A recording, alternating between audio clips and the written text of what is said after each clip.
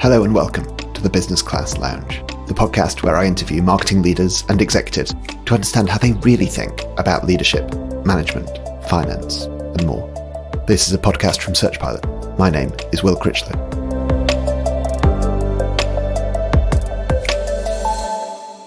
Today, I hope you're as excited as I am to hear from Brian Provost. Brian has as deep an understanding of news and media SEO as anyone in the world. Worked at Define Media Group with many of the largest media properties globally, and then ran search strategy at CBS Interactive and ViacomCBS. Since May 2022, he's GM for all of search and SEO at Yahoo, which is a huge job, but if anyone can do it, he can. The work's exciting, but as you'll hear, there are a few areas where I believe Brian is head and shoulders above pretty much everyone I've met, and I'm excited to find out how he does them.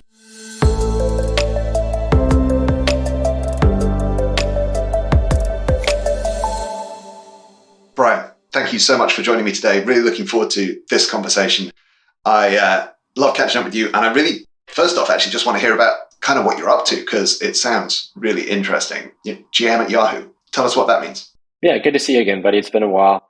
You hit it, man. I'm the general manager of search at Yahoo. So that comprises all of our search products, the search engine that goes back 20 some odd years at this point. A number of our external search supported services to partners around the world on every surface, and also still have the SEO team that rolls into me to help generate a media audience from other sources. So that's the bullet points for what I'm doing now. Have a ton of fun. Been here about 6 months at this point, so still getting the lay of the land, but off and running as we finally get to re-envision, reassert the Yahoo brand after years of I think it probably being underinvested in. Yeah, I mean, that's kind of what intrigued me most about it, actually, was thinking, this is a big job, big ask. And I'm fascinated to hear your vision and also the vision that brought you in. What was the pitch? What did they say to get you excited that this was something that you wanted to take on? Yeah, the pitch was the easiest part. So Jim Lanzone is our CEO over here. And I've known Jim for 15 years or so, more, maybe more. And many of the search people that are listening to this would know Jim going all the way back to even eTour in the early internet days, but then Ask Jeeves, which became Ask, as he ran that search engine. And, Jim's always been really close to search and knows a lot of us. And I had the opportunity when I left Define Media Group to come over to CBS when Jim was running CBSI and Chief Digital Officer at CBS. We built a really big search audience over there. I mean, I think it was the second biggest in the US when we, CBS News, CBS Sports, the CNET group. We had a huge search audience. It was high quality. Jim and I just both have, a passion for search. So when he was anointed the CEO of Yahoo, it was, called, hey, buddy, I think we're going to do something big over here. We've got a lot of brand value. The Yahoo search name still travels well. Let's let the inmates run the asylum a little bit over here and get some search people back on a search engine, which frankly doesn't happen a lot. So no, I think we're really excited about it. I always joke that when he suggested that that's what I would do over here, that we both started giggling. It was an exciting opportunity to really rethink something that is one of the seminal internet brands, still has a ton of scale. And let's try to rethink the product as a modern search entity and all that could mean. So it was a really exciting opportunity. Certainly one where you're on center stage really quickly, and man, I'm having a really good time. I love the image of the pair of you giggling over the opportunity. Yeah. You mentioned we've kind of, both of us been around the industry for a little while now, and obviously these kind of moves make waves and people have had conversations and everybody's kind of like, yeah, well, if anybody's going to do it, I guess VP is. And I'm certainly excited to see where that goes. On that subject, so one of the reasons I was so keen to speak to you in this forum is there are two things. So I'm sure there are many things you're good at, but there are two things that over the years have stood out to me where you're head and shoulders above anybody else I can think of in the industry. The second one, we'll say for a little bit later, people can keep listening and find out what that is. But the first one is that I think you are exceptional at understanding and communicating the value of organic search and the value of SEO to all kinds of stakeholders. And you've always been, I think, great at getting people paid, encouraging people to know their worth, great at getting the budgets you need to scale out those teams, and obviously getting the results that go with that. But specifically that communicating part, you've been like bullish on that value and great at explaining. Where does that come from? I don't know. I've also thought that's actually one of the easiest parts. And, it's hard to argue against the value of organic search when it's done well. It's high intent, high volume. I mean, when we even look at the global macroeconomic conditions now, which are softening, search is always the one that holds up the best, right? It's the last of the budgets to go, if at all. It's the last of the investments to go, again, if at all. It's really hard to argue against somebody actively searching in a high intent, probably close to bottom of the funnel mindset of whatever you're servicing, whether it's content, product, services, whatever. It's really hard to argue against that. So you have a tailwind to start with, right? You're not coming in and trying to sell something that makes no sense or is total reach. Sure. But that tailwind probably does me more service than anything. But I think I've always had kind of a good group of mentors and friends on the business side that have kind of coached me up and say, hey, here's how to think about things, how the decisions are going to be made, how things are going to be budgeted, and how do you build consensus around that. So I think I've been brought along well in that regard. And I've also always felt like at the end of the day, search is a scorecard for everything else that happens in a company, right? You can't just be a link builder. You can't just be a content producer. You can't just be good on the monetization side. When you search for something, at the end of the day, it's a scoreboard of who's doing all those things great. So I think the last thing that would help me in that is I think I've always been pretty good at taking that message, rallying everybody around it, letting them understand their slice of that pie or what impacts they can have against all of that, and then getting the whole team rallied around it. And we've been pretty successful at most of these places that we've been in. So, it may take a village to get these things done. And I think maybe I've done okay at getting the village to do what we need. We were trying to remember, I think we originally met roughly around the time you joined Define Media back in the day, over a decade ago. And we've obviously both kicked around the industry, as we said. Since then, you've been able to kind of really curate where you've worked. So you've obviously picked very carefully and done things where there's been these huge opportunities. Define was really interesting to me.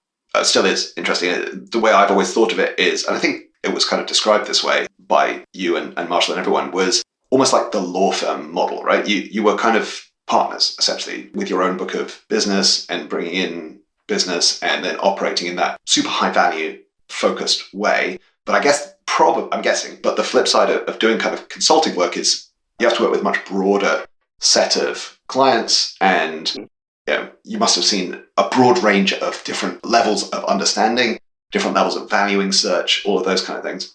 And so what are your kind of best tips and tricks and advice for bringing folks on that journey who maybe, like you say, it's hard to argue against the value, but maybe aren't taking that to the next level and investing in it in the way that they could and they should? Yeah, I think one of the things that we did best, and I look back on those Define years, just is super formative in a lot of ways. Like we got a lot of looks at a lot of different business models, right? And a lot of different teams and types. And I would encourage anybody at a high level to, always take advantage of the consulting side. I think a lot of us jump back and forth from consulting and in-house. And I think there's a ton of value in being both sides of the table and learning it. But the thing that we also did really well over there is we were really good educators. We always went from I call it the special forces model now, where it's, you parachute in with a dozen folks and take over a country. Can't do that by yourself, right? You have to work with, in that case, the indigenous population, but in our case, the indigenous stakeholders in a business or whatever, or the entity. You have to educate law firms with them and provide value, show them interest, intensity, and understanding. And over time, those reps build, confidence, understanding, and then you get the knowledge transferred. And we can talk to the C-suite all day long and get them super excited, but nothing really happens until it moves throughout the line. And as educators first in that regard, we got these teams strong, and they were, it was out of muscle memory at the end of the day. And it's the most resilient model as well, because after we leave, like we were frankly working ourselves out of a job from day one. We say that, but ironically, most of our clients have been around for 5 to 7 years. So trying to work yourself out of a job. Yeah, if you're doing it right, I mean, that's really intent. Like you'll know you've done well when you don't have to be there, or you're working on different things. Which is kind of the dovetail on that is once we got in, like we never let them think of us as just, hey, we're here to rearrange some title tags. We did not want to be that level of SEO. We were very much invested in the business side pretty early. Invested both at the operator level and at the business level. Extended it into more digital strategy than pure SEO and ranking. I mean, that's a portion of it. But like even to be good at that, like I said, you have to be good at all the other facets, from tech to marketing to content production, and finding all those efficiencies across an entire organization. I think we really did well at that, and just it helps align everybody very, very early on. Yeah, I think the proof is in the pudding. You can see those results with the organizations you work with and with the goodwill that goes around the industry when folks got to work with you. I think that education piece is really key because certainly what I've ever seen working with, particularly editorial teams, which I know is your kind of bread and butter, is they've often had a bad experience before they're speaking to you. And, we're writing for robots now or something even worse. And turning that corner can be the really challenging part. So that's kind of downwards into the operator level. But when you're interfacing with management and leadership, a lot of folks, although they get the value of the channel, they struggle with the financial modeling side and the attribution side and all of those kind of things because it doesn't operate like the kind of coin operated machine that folks are often used to, especially because a lot of leadership comes from the media side. So I've often kind of thought about that difference between an expense and an investment, but it's obviously like any other investment comes with its risks. Have you had any good kind of mental models for how to get folks to build out business plans or investment strategies based on the kind of the specifics of the channel? Because it is, it's unpredictable and it behaves differently. Yeah, no, it's like first thing I think you got to do is one, again, establish the high intent. Like the audience you bring or the customers you bring are going to be the highest converting, almost always the highest converting segment they have. So let's just set the stage and understand that like this is something that you're going to want to invest in. But also you got to give them a reasonable timeline on that, right? So it's organic search is frankly like trying to turn an aircraft carrier. It's not something that happens as immediately as say paid search or other D2C models or direct models. So you've got to establish a reasonable timeline because if they think it's going to happen tomorrow, it's not. And then you got to start again showing them how it integrates into the broader strategy and how frankly organic search can just be a yield on all these other things happening well and in concert and thinking about the facets and the yields of all these other individual actions all roll in and have kind of a secondary effect on organic search as well. So they get really excited really quickly when they said, hey, you're going to have this thing that's super high margin, contributing, a real volume of users. Okay, that's the easiest sale in town. But then they'll say that, hey, you're giving our editorial teams more focus, and you're giving our users a much better experience when you bring them in a reasonable way. That's the other thing is like, again, if you're just going to be the title tag crew and just trying to get things to rank, you might get some audience or some customers into the funnel, but they're not going to do anything. When you're working with all the other components of a business, they're coming in high intent. They'll stick around. They'll become loyal users. So again, for us, it was much more of a user experience, more comprehensive pitch than, hey, you're going to see traffic go up 10% from organic search or 100% or whatever. I mean, it always does. That's why we never let ourselves get pigeonholed on the consulting side is because we were impacting all sorts of parts of the business. So again, easy sale at the top of the day to get you in the door with the executives. You start convincing, the product level folks that, hey, you're not here just to make this interesting for robots or whatever. You're there to compound the user experience, your journey. The tech people are usually happy that you're aligned on, hey, we want things to be fast, render well, consistent, all those things. It's like, I don't know. I mean, I always felt it was much easier sell for me to walk in the door and offer our services than folks that were trying to, crank out another point of margin on something that is just less interesting or more of a risk. The only risk on organic search was frankly timeline. Yeah. You mentioned not getting sucked into being that kind of tactical title tag person. And there's always a danger of that, I think. And I've always enjoyed the much more strategic lens as well and trying to see how all of those things in concert go together. Over the years, it can be fun to learn the new tactical details, but I also have had a lot of fun learning whether it be organizational stuff, leadership, management, whatever it might be. What are you excited to be learning about these days? I'm guessing as you move into this kind of new role, you've had a deluge of things you've had to learn. What are you excited about? Where are you learning from? I'm learning a lot. Just when you feel like you've done something for a long time, you're comfortable with it, you realize that, there's all sorts of things things you haven't attended to in a while. There's new components, things evolve all the time. But for an organization of our size and all the array of products that we have, I've spent 6 months, frankly, just going back to school on the fundamentals of each one of them, right? Like I know what they all are, but I've always felt, and I think you and I, a long time ago, talked about like we both like basketball. Am I right on that one? You are right on that, yeah. Okay, I want to make sure I remember that correctly. So for me, I've always felt like the really effective sports teams, and particularly in basketball, are the ones that master the fundamentals, right? Mm-hmm. There's a bunch of flashy stuff you can do, but the winners, the high-achieving organizations are the ones that do the fundamentals best, right? So I'm going back at a fundamental level, making sure I'm strong on each one of the components, whether it's just building a good search engine, but what does that really mean in terms of, what features, analytics, product components we bring in? We've got the external distribution, which is like, hey, we'll do we power a lot of other search entities. We've got, deals with like Apple and platforms like that. It's like, I'm having to learn distribution again, right? I've been on the other side of the table for forever, but like, what's it really Sure. mean to power distribution, an array of formats and, deal complexities and things like that. So I'm having a lot of fun doing that. Hopefully not too much of a burden on my teams, but yeah, I mean, it's just going back and, we all know these things, but to be really, really good at them, you got to be strong on the fundamentals and you got to make sure everybody else around you is strong on the fundamentals.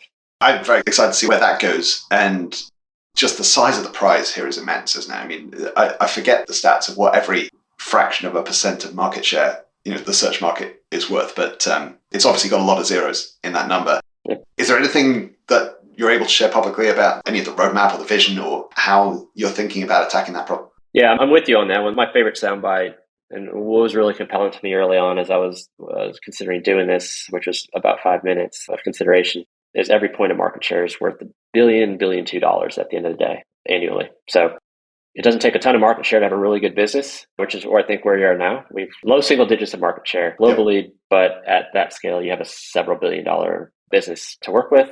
We think, again, that the Yahoo brand opens a lot of doors for me, right? Mm-hmm. It travels well, better than I would have anticipated. And I'm surprised by it every day. I'm so very thankful for it. But for us to go back out and be where we want to be, we've got to take a product that was essentially put in cruise control. It was a high value cash generator for the business and the business owners over the years. And they looked at it that way. It's like, how do we protect that? Jim, myself, the team now are more growth oriented with that same strong base to work off. It's like, what does a modern use of the Yahoo search brand look like, both internally and externally? And I feel like there's probably not been, too many folks outside of those of us in the industry that have just spent this much time in the search for, again, you and I go way back on this, almost a few decades. But for all the array of entities, users, use cases, what does a good SERP look like? What does a good experience look like? How does that dovetail into, how does that, fit into the broader portfolio of things that we offer at Yahoo? We need to get back and be what, I think Yahoo started out being, which is a good product company, right? So, and I think, having worked with Jim previously, it's like we very much looked at things as let's have a portfolio of not just good brands, but those good brands have to come from a good product position. So my goal and the team's goal, frankly, is like, as we keep moving through here, is like, one, let's build products that resonate now, that are meaningful now, deliver them appropriately, but also get to the point where we can credibly say, hey, come take a look at this again. Like, we never have a problem saying that because we're Yahoo. It's a seminal internet brand. Just about everybody knows it. We got almost 1 billion users worldwide. But how do I say that to really get that? Like, I'm going to go back, check out Yahoo. How am I going to look at that and want to stay there, right? I can bring them in from one query. But as we know, search is, if you're searching at any point in the day, you might be making 20, 30 different types of searches across an array of types. And we got to be deep on all of those, right? So the challenge, I think, for me is to create an environment where we can be comprehensive across the board. There's going to be certain areas where we really focus on, which lend themselves to our current audience, but also, topics and new audiences where we think that we can jump back into the market more credibly. But it all starts with credible products. And, that's where the early investment is going to be for me. Is, I don't want to be sitting next to somebody on a plane and ask them to, you do the thing on the plane. It's like, hey, what do you do? Here's what I do. You should check out what I do. Give us a few months here. And I think you're going to start seeing a different experience than if you'd asked us that question a year ago. And that's what I hope to deliver to the marketplaces. And here's the reason why, Yahoo's differentiated and why you should use that as your primary search utility or be in the conversation of the utilities you use to search across the board. And it all starts with good product. Yeah, I think that makes a ton of sense. And you're absolutely right with the brand equity tied up in that place which did come from product originally. And it is fascinating how slowly that declines during the cash cow years. I don't have access to, I'm sure you have all of the kind of research and the numbers and everything else, but it does feel like there's still a chunk of goodwill around and just general good feeling tied up to the times when the product led the way. And I think, as I said, it's going to be certainly interesting to see where that goes. I'm going to pivot a little bit, and we've been talking SEO and product and your current job. Let's get back to what I promised. The second thing that I think of when I think of your work is the strengths of the teams and the people that you've had around you through that journey. And you've been one of the very few people I've seen where folks have changed jobs to move with you as you've moved your role around, even within organizations, and they've moved to your team. And it's happened repeatedly. And I know very, very few people who have that. I think it's rare in any industry, but I can't think of really anyone else who's had that pull. And that's a superpower. I feel like, people are everything. So what, from your side, what do you hear when you're talking to those folks who've worked with you for a long time or in multiple different roles? Why do they do that? Why do they stick around? Why do they enjoy working with you? I don't know. I'm blessed by having that. Even as I look at my team today, there's people that have been with me for a while and have made this jump with me. And I don't know. I mean, it's one of those things where it's like you think you're good at some things, but I hope what I can do at a high level is carve out opportunities for them that are exciting. Not just, hey, we all, we can pull a good check these days, right? It's not, we all got to that point, but these folks are so talented, they could pull a good check anywhere. But I think what I always try to do is carve out a space for them to be good at what they are, right? Not putting, square pegs and square holes, but like, hey, I trust you. Your organization trusts you. We'll make these investments. Go do what you do. And I think at least maybe I've been a good shield over the years for them to have the space to do that. Mm. I'm not going to lie, it's easy when you have relationships with a lot of these senior executives. And that's maybe part of the skill set too, is I've always had pretty good relationships with the senior executives or leaders of these entities as well. And the trust they have in me becomes trust they have in the team that I come with. But I just hope that people feel like, hey, they've had some fun. And they've had fun because they're allowed to do what they're best at. And you'd have to ask them for the rest of that. I just know that's important to me. And we're doing it right now. We're like in a big, promotion cycle and on the edge of a reorg as we consolidated things over here into my group. And it's just like, as we think about how we line up, I just want everybody to have a path forward that makes sense for them. At the end of the day, you can try to put up numbers and, get to the next paycheck for some people. But it can't be that. It has to be like at the end of the journey when they put you in the ground or whatever, it's just like, what was your life about? And I think I've always tried to give them some substance in that.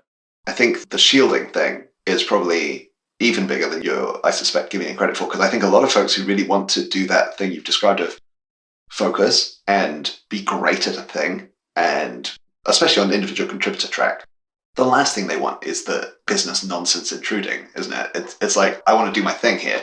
And I think if they can trust you to take care of them, both in those bigger things, the reorgs or the promotion rounds or whatever it might be, like I say, the money and that the hygiene factors as well. But I think more importantly, the quality of the job and the role that they're being asked to do. If they can trust that, and that's kind of taken off the table, that is a huge mental weight lifted for those folks. This is perhaps a slightly tricky version of the question, but do you have any stories that you remember that you can talk about of times where you kind of had to put that shield up? Like, I don't know, maybe like there've been some bad results or something's not gone to plan, or there's been a bad outcome from a particular initiative or particular project, and you've erected that shield around your team, and how you were able to do that.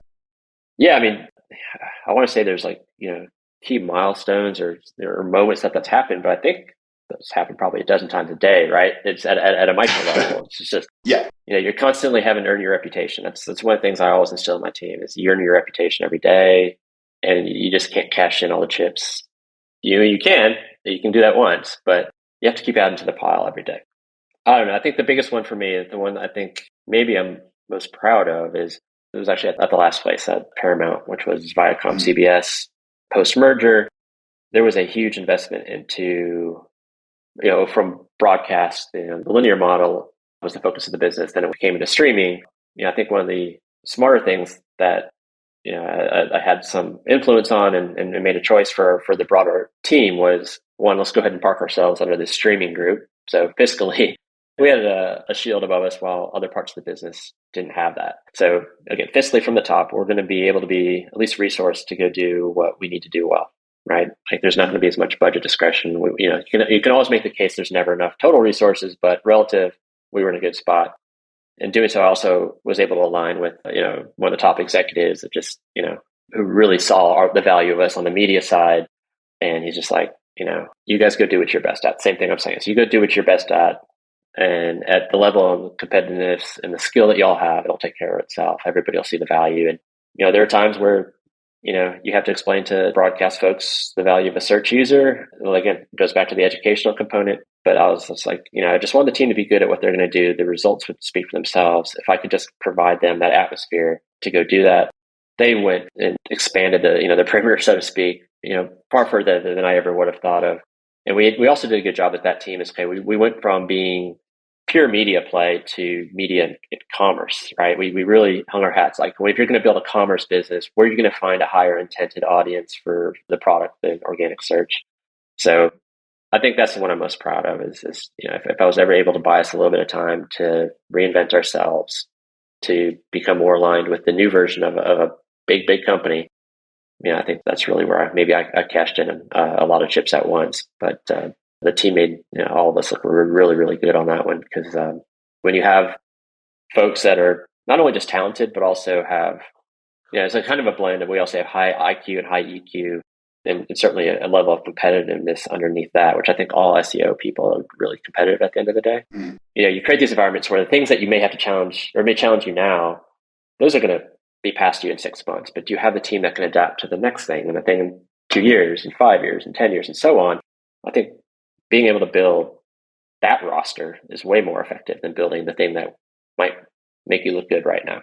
I always enjoyed calling it competitive webmastering. Yeah. It is a bit of a throwback, but I think there is something fundamentally competitive about it, even though I've always believed that the pie can be expanded and you can find greenfield space to build on, or whatever metaphor you want to expand into. There are still times when, lots of people are searching for the same thing and you want your property to be the one that wins out. So I think you're absolutely right about that. So one thing you mentioned in there that stuck with me was you mentioned the quote unquote top executive that you kind of aligned behind. What have you looked for in the folks you've worked for over the years? Like, what is most important to you?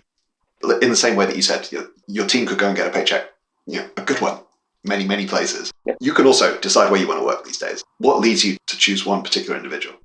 They have to want to compete, right? I'm very much, if we want to go back to basketball, I'm very much an MJ and Kobe kind of person. Mm-hmm. And I think, again, this is inherent of a lot of us in the search and SEO worlds, because we have a visible scoreboard in front of us every day. It's the savage level of competitive desire is attractive to me. And I think most of and I haven't had that many bosses. I've been lucky and stayed around a long tenures in a lot of places, but they all have almost a savage level of desire for what they believe in. It may not always be pure monetary performance. It may not be, surrounded by a single KPI, or it's internal to them, right? It's part of their soul.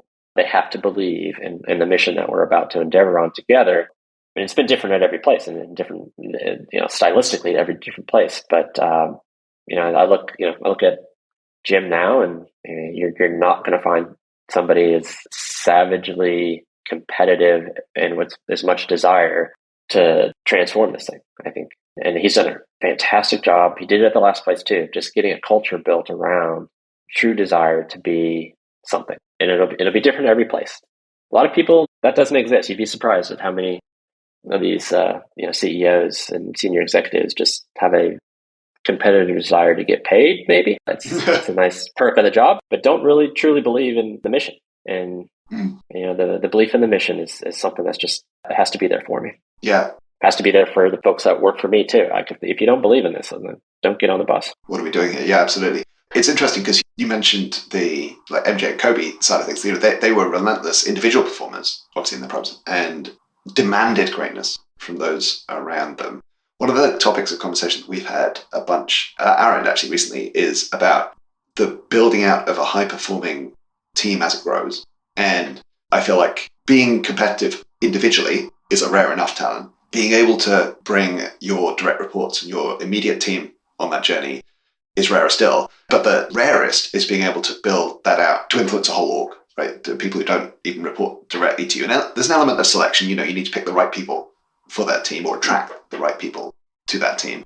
But yeah, I mean, from Jim or from anyone else, what have you seen particularly make that difference in the one step removed sense, not just the ones who are having the one-to-one every week?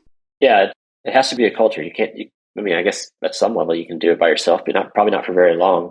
Yeah, it's got to be a culture. It's got to be a depth of squad, essentially. So, I think we always say A players can't tolerate B players. So you build out a roster from what you believe to be A players from the top down. You can't do it from the bottom up, in my mind. Like, you can get a bunch of A players at the lowest levels, and you want to absolutely have them. But if they're not supported by A players at the top level, they're going to run into a wall and get frustrated very, very quickly.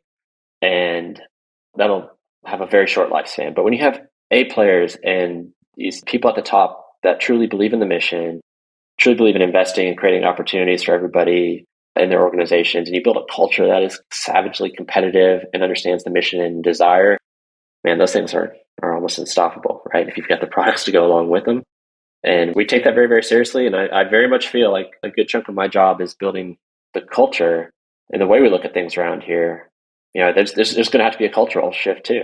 And, when you think about Yahoo over the last 10, 15 years, it's very much been, again, that's just like, let's try to hold on to this thing. And that's just not how we look at things now. It's very much, let's push in the perimeter every day. Everything is growth. That's a different culture. And that's not to say that the past culture was the wrong one for what they were desired to do, but to affect and build a culture around here to do what we want to do and what we believe to be the current mission, is there's going to be a transformation that has to happen there for us to be successful. And, you can't do it one person, two people, 10 people. You've got to have that core group that pulls everybody along. And then you just notice over time that you're doing less pulling. And, it's got to be everybody if you really want something to persist. Yeah. And I guess not everybody will or will want to make that transition necessarily. But are you seeing a lot of folks energized by it? A lot of the people who've been around for a while and under the old culture, are keen on this? Yeah, I mean, I've gotten really lucky in having an organization of people that are, one, very, very talented, right? So when you give talented people an opportunity to do what they're talented at, that automatically raises the level of excitement and enthusiasm. But I hope that over time here, they're starting to also feel supported in doing that, right? And that it's a consistent thing. And, I think there was obviously some very healthy skepticism up front, because this has been a place where there's been tours of management teams coming through here. A lot of big talk, yeah. And I'm sure they've all said the same thing. Mm-hmm. They all have the same pitch early on, as we probably made, with their flavor of it. But, at the end of the day, at least in my slice of the pie over here, is at a minimum, I'm going to give talented people the opportunity to do what they're talented at.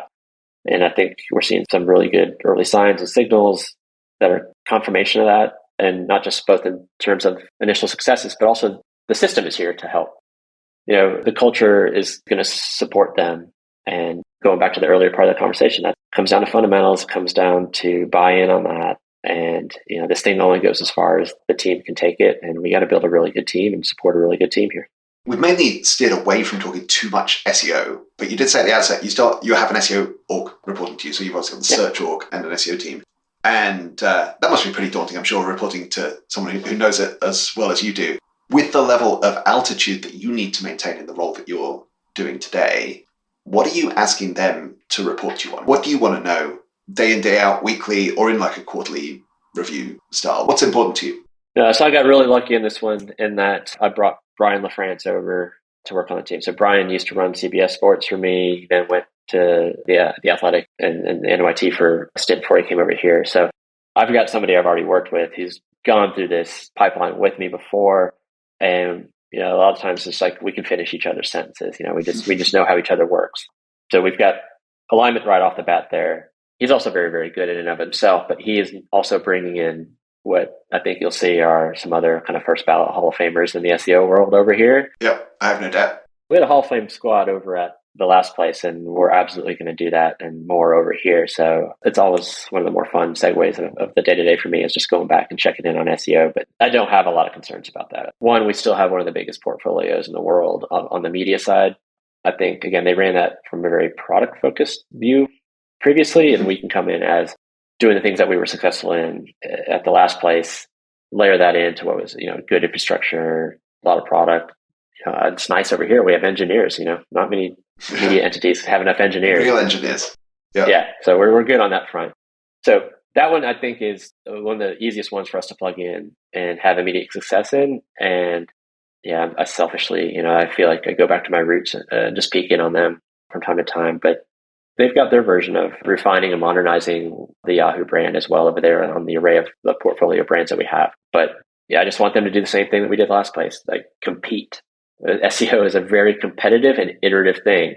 People probably heard me say this a lot, but it's not just turning in your homework. That's middle innings is when you hit the publish button. So what happens after that is usually a differentiator. There's a lot of strong brands out there that we have to compete against. They're all effective too. It's just like, how are we going to iterate and compete on whether it's something evergreen, breaking news, whatever. We are bringing in folks and a mantra that you compete. And to do that, you have to have relationships and support with editorial, marketing, tech. Again, all the functions around the business have to be SEO too. And that's what that team's going to go do. It must be a ton of fun. It's always good bringing the team back together or getting great folks to work together.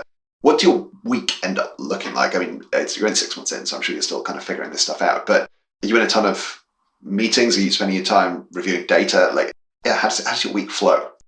Yeah, right now we've just been through the whole strategic planning and budgeting season over here. So it's been a lot of meetings, and we're now getting back into just, hey, we get to go be the operators of all these products again, right? So it's been back getting into the flow and getting back into the trenches. But yeah, it's essentially a general manager is a micro CEO. This is my book of business, right? Mm-hmm. And we've gone to the GM model over here where my colleagues run their book of business too, underneath the broader book of business. We have a lot of discretion on how we do that. So like I said, I'm still doing a lot of learning and refreshing and just getting understanding of this massive org we've gotten and growing every day.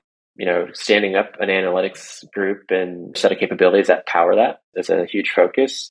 Hiring, we're hiring. I know a lot of folks aren't. So holler at me if you want to come work over here. But getting the right people, it's just building the team, building the process, building the organization that can go do the things that we want to do.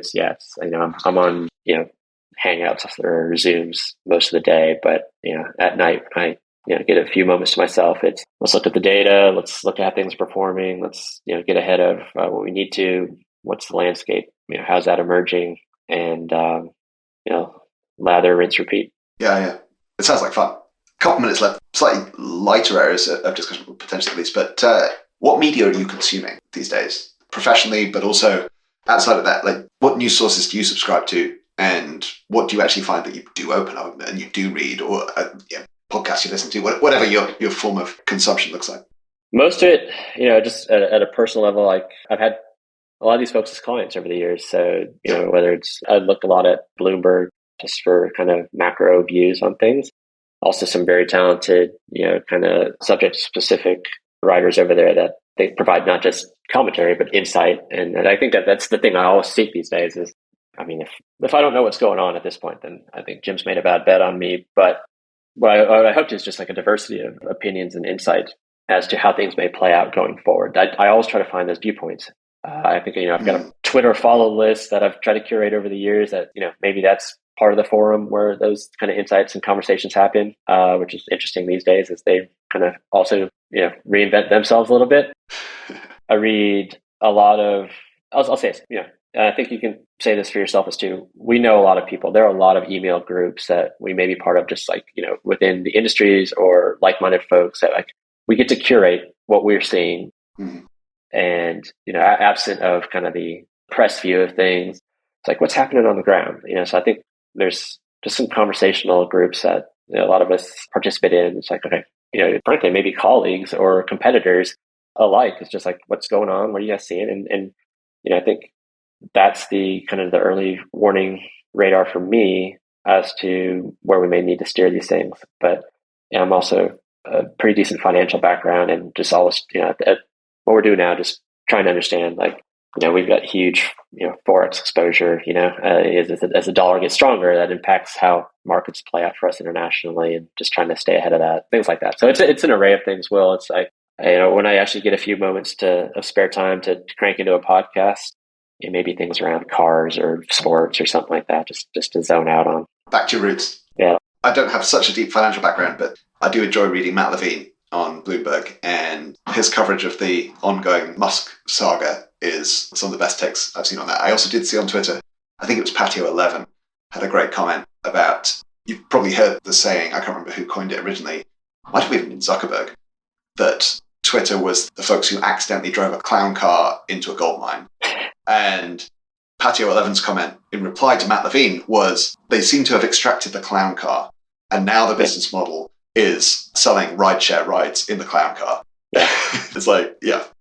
It's such an interesting time. I've always felt like, so Twitter could have been one of the greatest news products of all time. Still could. Yeah. Maybe it is. Let's see what it is. It's certainly, it's interesting these days. We'll see where they take it and what they actually focus on in the product. But yeah, I mean, hard to beat the real-time component of that. And it's just, in my personal life, my father comes from an intelligence background, right? So I'm always looking for signal.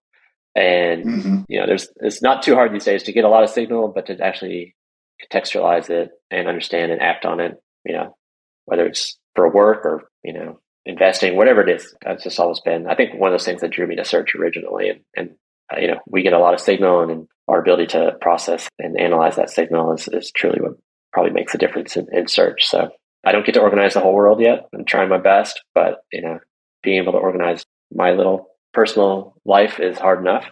And you just try to find the best signal you can, whether it's podcasts, news, friends, whatever. That's probably a good place to wrap up, but that's been a really fun conversation. Thank you for taking the time today, Brian. I'm looking forward to seeing what you achieve over there at Yahoo and who you hire. And look forward to catching up again sometime soon. No, I appreciate you having me on, buddy. It's good to catch up with you.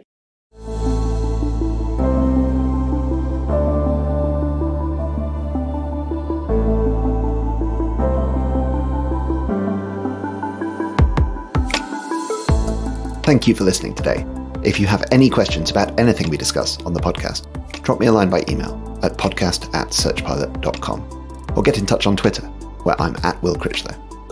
This podcast is the Business Class Lounge from SearchPilot. SearchPilot helps large websites prove the value of SEO by making SEO tests easier, faster, and more accurate. You can find out more about SearchPilot at searchpilot.com. Today's podcast was produced by Mark Cotton and hosted by me, Will Critchlow. If you enjoyed the conversation, please recommend it to a friend.